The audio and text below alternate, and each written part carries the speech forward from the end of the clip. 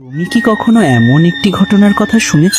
একজন মহিলা ছিলেন, মৃত্যুর পর তাকে কবরে দাফন করা হলো। জানাজা শেষ, মানুষজন চলে গেল, চারদিকে নীরবতা, অন্ধকার। কবরের ভেতর শুধু সেই মহিলা আর কবরের নীরব চাপা ভয়। কিছুক্ষণ পর হঠাৎ ফেরেশতারা এসে হাজির হলো। প্রশ্ন উত্তর শেষ হওয়ার পর আদেশ দেওয়া হলো, তার নিকটে জাহান্নামের সাপ পাঠাও। এক বিরাট সাপ, যার চোখের তাকানোই আগুনের মতো যন্ত্রণা, আর যার নিঃশ্বাসে মাটিও গলে যায়। সেই সাপ এগিয়ে এলো মহিলার দিকে। মহিলাটি ভয়ে কেঁপে উঠলেন। মনে হলো এখনই সাপটি তাকে আক্রমণ করবে, কিন্তু হে আল্লাহ, সাপটি তাকে স্পর্শ পর্যন্ত করতে পারল না। কবরের ভেতর হঠাৎ এক তীব্র উজ্জ্বল আলো উদ্ভাসিত হলো। সেই আলো ধীরে ধীরে মানুষের রূপ নিল। মহিলা বিস্ময়ে পড়লেন, আপনি কে? আলোকিত সেই রূপ বলল, আমি সেই আমল যা তুমি প্রতিদিন ফজরের নামাজের পর 313 বার পাঠ করতে। আমি তোমার দরুদ শরীফ। মহিলার চোখ ভিজে গেল। তিনি বুঝে গেলেন দরুদ শরীফ তাকে কবরের শাস্তি থেকে রক্ষা করেছে। সুবহানাল্লাহ। দুনিয়ার আমলই কবর আর আখিরাতে আমাদের সবচেয়ে বড় সঙ্গী।